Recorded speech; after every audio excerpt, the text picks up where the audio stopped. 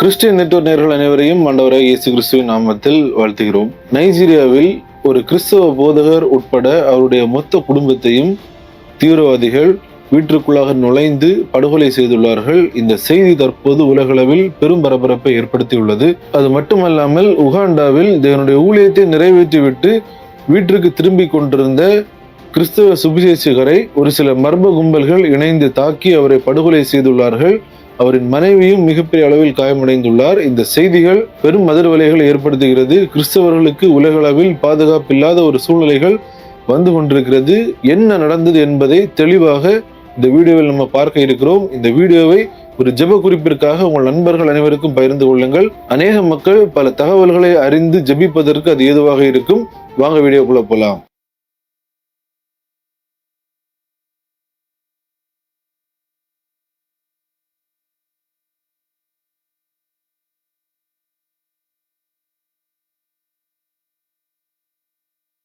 நைஜீரியாவின் Plato என்று சொல்லப்படுகிற ஒரு மாநிலத்தில் அமைந்துள்ள கக்கோ என்ற ஒரு கிராமம். இந்த கிராமத்தில் தேவனுடைய ஊழியத்தை செய்து வருபவர் தான் போதகர் அயூபா சோஜி.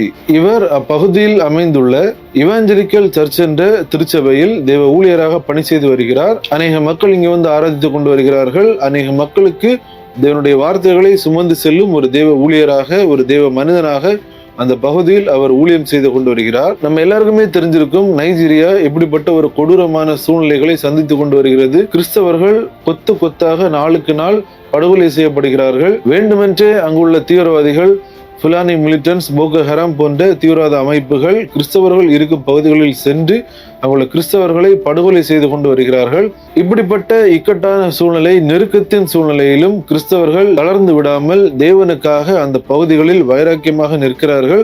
அநேக காணொலிகளை பார்க்க முடிகிறது. அநேக காணொலிகளில் மிகப்பெரிய அளவிலான அடக்காராதனைகள் அங்கு நடக்கின்ற சூழ்நிலையில் கூட அங்குள்ள மக்கள் உறுதியாக நின்று பாடல்களை பாடுவதும், நாங்கள் எந்த சூழ்நிலையிலும் தேவனை விட்டு பின்வாங்க மாட்டோம் என்று அவர்கள் சொல்லும் காட்சிகளையும் நம்மளால் பார்க்க முடிகிறது. இப்படிப்பட்ட சூழ்நிலையில் தான் இந்த போதகரும் அந்த பகுதியில் தேவனுடைய ஊழியத்தை செய்து கொண்டு வருகிறார். இந்த நிலையில் சில தினங்களுக்கு முன்பாக இரவு நேரத்தில் அந்த போதகர், அவரின் மனைவி, அவருடைய 2 பிள்ளைகள் அவர்கள் குடும்பமாக தங்களுடைய வீட்டில் இருந்தபோது திடீரென்று அவர் இருக்கும் பகுதியை நோக்கி மத தீவிரவாதிகள் விரைந்து வருகிறார்கள். அங்கு வந்த தீவிரவாதிகள் போதகரின் வீடை உடைத்து வீட்டிற்குள்ளாக நுழைந்து அங்கிருந்த போதகர், அவரின் மனைவி, 2 பிள்ளைகள் ஆகிய 4 பேரையும் சம்பவ இடத்திலே படுகொலை செய்து விடுகிறார்கள். படுகொலை செய்துவிட்டு அந்த பகுதியை விட்டு அவர்கள் கடந்து செல்கிறார்கள். இந்த சம்பவம் இரவு நேரத்தில் நடந்துள்ளது. இதனை பற்றி கேள்விப்பட்ட மக்கள் மற்றும் திருச்சபையை சார்ந்தவர்கள் மிகப்பெரிய அளவிலான அதிர்ச்சி அடைகிறார்கள். எப்படி இருக்கும் நம்ம சற்று யோசித்து பார்க்கணும். எப்போது வேண்டுமானாலும் என்ன வேண்டுமானாலும் நடக்கலாம் என்ற சூழ்நிலையில் கூட அங்குள்ள மக்கள் தேவனை ஆராதிக்கிறார்கள். இந்த போதகரும் தேவனுக்காக நிற்கிறார். இதன் காரணமாக அவர் கொலை செய்யப்பட்டார். நேற்று வரைக்கும் நம்மோடு இருந்த போதகர் இப்போது இல்லை என்ற சூழ்நிலை அந்த மக்களுக்கு எவ்வளவு பெரிய ஒரு தாக்கத்தை ஏற்படுத்தும், எவ்வளவு பெரிய அதிர்ச்சி அது ஏற்படுத்தும் என்பதை நம்மளால் புரிந்து கொள்ள முடிகிறது. போதகரின் வீட்டில் நுழைந்து யார் இந்த கொடூரமான தாக்குதலை நடத்தினார்கள் என்ற விசாரணைகள் தற்போது சென்று கொண்டிருக்கிறது. அரசாங்கம் விசாரிப்பதாக தெரிவித்துள்ளது. ஆனால் இதுவரை யாரும் கைது செய்யப்படவில்லை என்ற செய்திகளையும் நம்மளால் பார்க்க முடிகிறது. இதுதான் தினம்தோறும் நைஜீரியாவில் உள்ள சூழ்நிலையாக இருக்கிறது. இது மட்டுமல்லாமல் உகாண்டா தேசத்தில் நடைபெற்றுள்ள ஒரு சம்பவம் பெரும் அதிர்ச்சி ஏற்படுத்தி உள்ளது. உகாண்டா தேசத்தில் இதை போன்று அநேக பகுதிகளுக்கு சென்று தேவனுடைய ஊழியத்தை, அதாவது சுவிசேஷ ஊழியத்தை செய்து அநேக மக்களை தேவனுக்குள்ளாக நடத்திய ஆல்ஃபிரட் கட்டிங்கா என்று சொல்லப்படுகிற ஒரு தேவ மனிதன், இந்த தேவ மனிதனுக்கு நடைபெற்றுள்ள இந்த சம்பவம் பெரும் அதிர்ச்சி ஏற்படுத்தி உள்ளது. இவர் மற்றும் இவரின் மனைவி இவர்கள் இணைந்து கடந்த சில தினங்களுக்கு முன்பாக உகாண்டா தேசத்தின் கம்பாலா என்று சொல்லப்படுகிற பகுதிக்கு அருகாமையில் உள்ள நமுங்கோனா என்ற ஒரு இடத்தில் ஒரு நிகழ்ச்சி நடைபெற்றுள்ளது. அதாவது ஒரு கிறிஸ்தவ கூடுகை. இந்த கூடுகையில் இந்த தேவ ஊழியர் கலந்து கொண்டு தேவனுடைய வார்த்தைகளை தெரிவிக்கிறார். தனக்கு கொடுக்கப்பட்ட அந்த சுவிசேஷ ஊழியத்தை அவர் நிறைவேற்றி கொண்டிருக்கிறார்.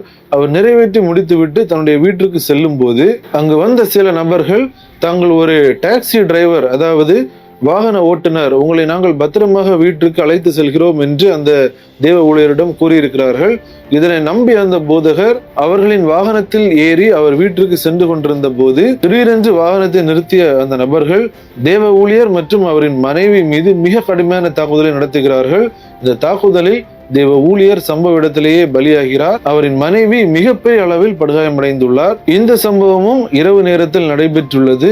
இந்த சம்பவம் பெரும் அதிர்ச்சியை அந்த பகுதியில் ஏற்படுத்தி உள்ளது. உகாண்டா தேசத்தின் அதிகாரிகள் இதற்கான விசாரணைகளை மேற்கொள்கிறோம் என்று சொல்லிக் கொண்டிருக்கிறார்கள்.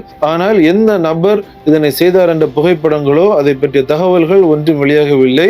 ஆப்பிரிக்கா தேசங்களில் இயேசு கிறிஸ்துவை ஏற்றுக்கொண்டு தேவனுக்காக நிற்கின்ற ஒரே ஒரு காரணத்தினால் அங்கு கிறிஸ்தவர்கள் எந்த அளவிற்கு துன்பப்படுகிறார்கள் என்ற செய்திகளை நம்மால் மிக தெளிவாக பார்க்க முடிகிறது. இந்த செய்திகள் சிலருக்கு ஏதோ ஒரு நியூஸ் போன்று தெரியலாம். இது நியூஸ் அல்ல. ஒரு கூட்ட ஜனங்கள் தேவனுக்காக எந்த அளவிற்கு துன்பப்படுகிறார்கள், நம் கண் முன்பாக நம்முடைய சொந்தங்கள் எந்த அளவிற்கு ஒரு கொடுமையான பாதைகளில் சென்று கொண்டிருக்கிறார்கள் என்பதை கண்கூடாக நம்மால் பார்க்க முடிகிறது. இந்த தகவலை பார்த்த நீங்கள் கண்டிப்பாக ஜெபிக்க வேண்டும். நைஜீரியா தேசம் மிகப்பெரிய ஒரு கொடூரமான சூழ்நிலைக்கு நேராக சென்று கொண்டிருக்கிறது. கிறிஸ்தவர்கள் மிகப்பெரிய அளவில் படுகொலை செய்யப்படுகிறார்கள். இந்த போதகர் தன்னுடைய குடும்பத்தாரோடு படுகொலை செய்யப்பட்டுள்ளார். அவர் படுகொலை செய்யப்படவில்லை, அவர் அந்த இடத்தில் விதைக்கப்பட்டிருக்கிறார். அந்த விதை நிச்சயமாக பலன் தரும். இரத்த சாட்சியாக தேவனுக்காக அந்த தேவ மனிதன் உயிரிழந்திருக்கிறார். அவரை இழந்து தவிக்கும் அந்த திருச்சபையை சார்ந்த மக்கள், சுற்றியுள்ள மக்கள், அவர்களின் குடும்பத்தார் எல்லாருக்கும் தேவன் தாம் ஆறுதல் அளிக்கணும். அதற்காக நாம் கண்டிப்பாக ஜெபிக்கணும். கண்டிப்பாக நைஜீரியா தேசத்தில் ஒரு மாற்றம் உருவாகணும். தற்போது ஏற்பட்டுள்ள இந்த சூழ்நிலைகள் கண்டிப்பாக மாற வேண்டும். அதே போன்று உகாண்டா தேசத்தில் தேவனுடைய ஊழியத்தை நிறைவேற்றி வீட்டிற்கு செல்லும் போது படுகொலை செய்யப்பட்ட அந்த சுவிசேஷ ஊழியர், அவரின் குடும்பத்தார், அவரை சார்ந்த மக்கள், அவர்களின் ஆறுதலுக்காக நாம் ஜெபித்துக் கொள்வோம். அவரின் மனைவி படுகாயமடைந்துள்ளார். அவர் கூடிய சீக்கிரம் குணமாக வேண்டும். இதற்காகவும் நாம் கண்டிப்பாக ஜெபிக்க வேண்டும். நைஜீரியா, உகாண்டா மட்டுமல்லாது உலக அளவில் கிறிஸ்தவர்களை கொலை செய்கிற, கிறிஸ்தவர்களை தாக்குகிற மக்கள், அவர்களுக்கு தற்போது அவர்கள் செய்யும் காரியங்கள் ஒருவேளை சந்தோஷத்தை ஏற்படுத்தலாம். ஆனால் ஒரு நாள் வருகிறது, தம்முடைய பிள்ளைகளின் இரத்தத்திற்காக தேவன் கண்டிப்பாக கணக்கு கேட்பார்.